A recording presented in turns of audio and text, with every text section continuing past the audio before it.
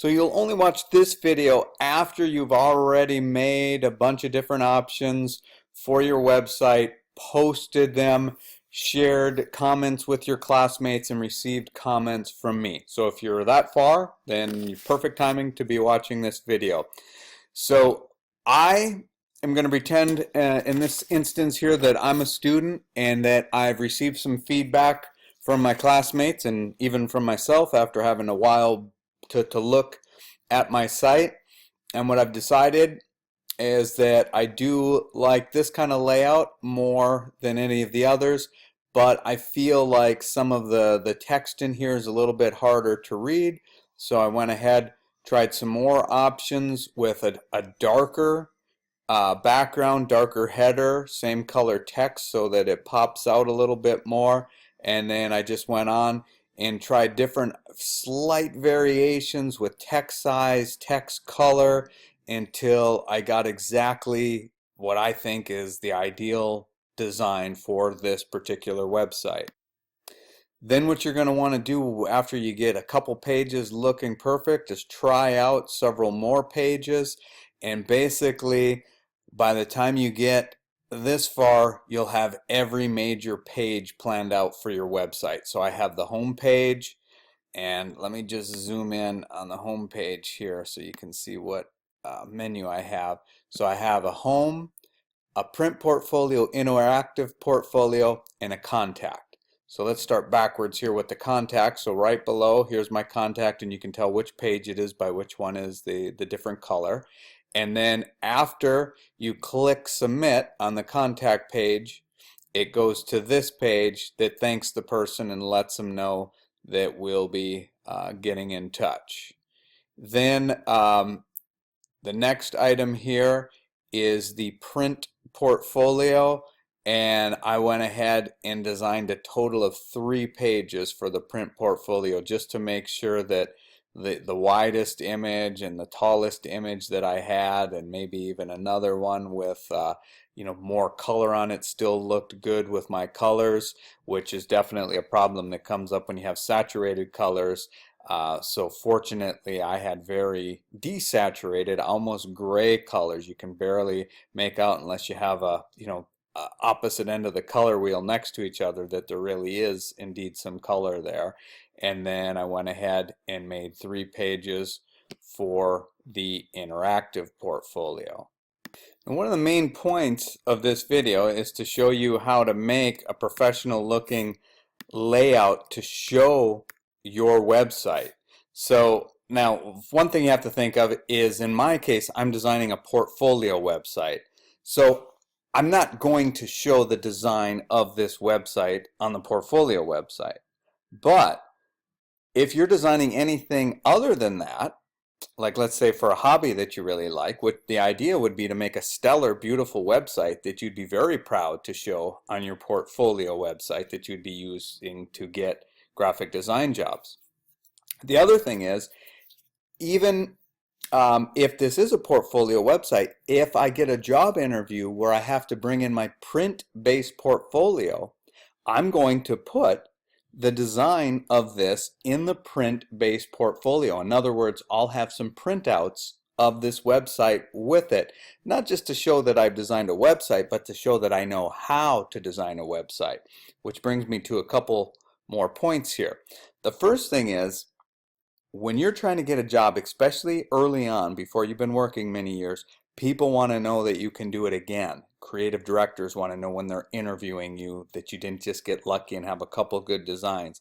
One of the best things to show them early on is process, how you got there. So I'm going to hit Command minus and back up a little bit. Well, this is about as nice and compact as process gets. In fact, if I go up here to view and uncheck extras here and get rid of that little bit of text there, you can see that if you were to separate these out a little bit, print them, show them in your portfolio, and this I might even show if I was a student on my print portfolio, just to show that there was some work that got there. So I'd organize this, make this look beautiful. The other thing that I want to bring to your attention is that creative directors also want to know, until you're like a big name or at least really established, the backstory of how you got to them. I've always been a big believer in that. In my portfolio for years, I've just put a little blurb about each piece that's in there so that I can explain a little bit what it's about. And then that way, when someone says, "Oh, I like this," they can look and see that not only, like let's say it's someone else's work and I'm saying this, I'm saying I like this, and I look at it and I read it and I say, well, not only is it a nice looking piece of work, but it also makes sense for the intended client. There's a concept behind it. And let me take you one step further here and show you something online. This is an article. You can find it on Behance. If you look up here, you could probably Google it using these words plus Behance. I can't guarantee you by the time you see this video that it'll still be available. So I'm going to kind of slowly scroll through it so that if you want to read it right now, all you have to do is pause my video to do so. But some of the main things that I want to point out is this is about building your online portfolio. And some great suggestions are made here. For one, don't show everything that you've ever done. Pick only your best work. And if you've got a lot of work, show the type of stuff you want to be doing in the future, because most likely the kind of stuff that you have is why they're hiring you and what they'll probably be asking you to do.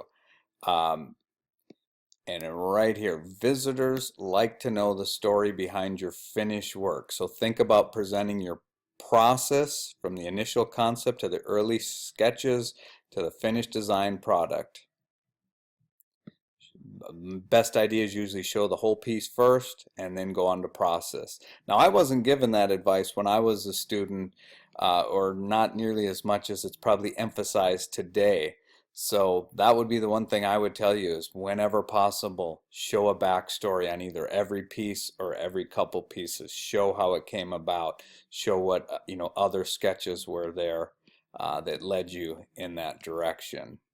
So here's some examples.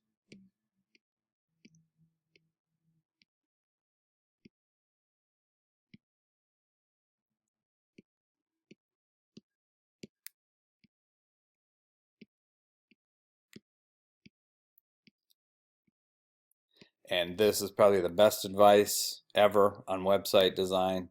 Keep the website design simple and let the work take center stage. That's why I've been preaching all along. Simple, desaturated, earthy colors. You don't want too much eye candy taken away from the work on the site itself.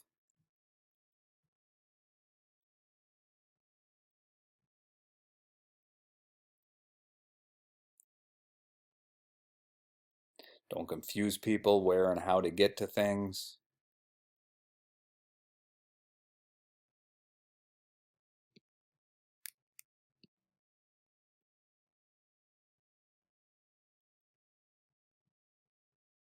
Some things about if you have a statement on there, which you really should, because you're trying to sell you as a designer, which can sometimes be just your point of view being similar to someone else who's looking to hire you, or you bringing out ideas that they haven't even thought of, where they kind of get that wow factor, like, this sounds like the kind of person I want to work with.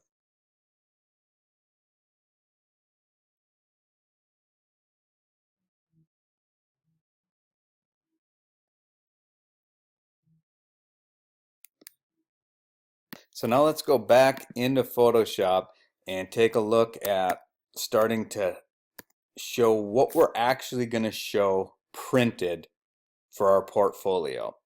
Now again, I'd suggest two things. One is showing all this in a nice arrangement. If you're using 13 by 19 inch paper, then start out with something like that, and I'll show you some examples in a minute here of how to do it, especially for the layout of the site, the final layout of it. But organize these things in a way that you can be a little quirkier for just showing process, and probably a little bit more definitive and well designed for the actual layout. The nice thing here is in Photoshop, you can move these artboards around and you can kind of start to dictate the design or get some ideas anyway. So I'll go back up to view here, turn extras back on so that I can see these, and just zoom in a little bit more here. And if I take the move tool, I can click on the title of the artboard, and maybe I can start to move these around in a way that they might display in my final printout. So spend some time doing that, maybe even save out a version of this, and in case you feel like you might accidentally mess something up, you can always go back to the saved version. Once you have a pretty good idea of how you're going to show this, we're going to move on to another program, because Photoshop is great for manipulating images, but not so great for laying out an actual design.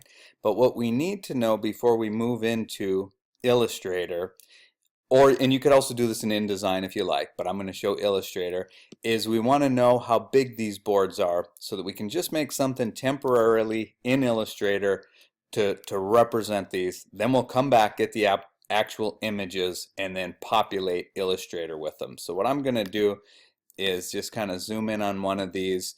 I may have forgotten after all this time exactly how big these are, so I can take just this first rectangular marquee option and get a pretty good idea of how big this is by clicking at the top, scrolling down until I get to the opposite corner, and there we are. And that makes sense. Yeah, we went 1,000 points wide by what was it, 800 pixels tall. So all I have to do is just write these numbers down so that when I get in Illustrator, I have them with me. And it really doesn't matter whether I write down the numbers in points or pixels. What matters is just that we're just after the ratio of the height to the width. So our next step after we have those numbers is we're going to go over to Illustrator, open up a new document in Illustrator. Now it's important that you kind of follow along well here, and I'm going to assume for the rest of this video is that we're all going to be using paper that is 13 by 19. So what we'll do is I'm going to first set the number of artboards to 4. I'm going to put the space in between them. I don't think that's nearly enough, so I'll put that at 1, and I'm going to switch over here into inches. And I'll put the space between the artboards, like I said, at 1. And then the size, we'll type in 1319. And don't worry about the orientation for now. We're going to get 4 artboards that measure 13 wide by 19 tall. We don't have to worry about putting a bleed on them. We do want them to be in RGB. So under Advanced, we're going to make sure that this says RGB. You may not be using any effects in here, but if you do, we will want them to raster out or to be defined for print and viewing at a high resolution of 300. And I believe that should be all we need there. Click OK, and there we get our 4 artboards. Now what I'm going to do is actually come over here and I'm going to grab the Artboard tool. Now first things first, if you're not used to Illustrator, follow along with me in the same mode. So what we'll do is we'll go to Essentials over here, and we'll go one step further, Reset Essentials, so that we should all be looking at the same Illustrator, if you will, looking at the same palettes, same tools. Yours may be all in a line, but you'll get the idea of the stuff that we're looking for. So one of the first things we want to do is grab the Artboard tool. We're going to click on that to make it become alive. Then we're going to click on one of these artboards over here, and we're going to change the measurement on it. Right now you can see it's 13 by 19. We're going to change it to 19 tab 13. And then we'll do the same thing here. Click on this one, change it to 19 tab 13. And then to get out of artboard mode, all you have to do is come over here and click on the selection tool, and that brings you back into normal. And then what we want to do is represent our first page in here by clicking on the rectangle tool, and then not clicking and dragging with the rectangle tool, but just clicking somewhere over here with it, and a little dialog box is going to pop open. And we're going to write those numbers in here. So in my case, I'd be putting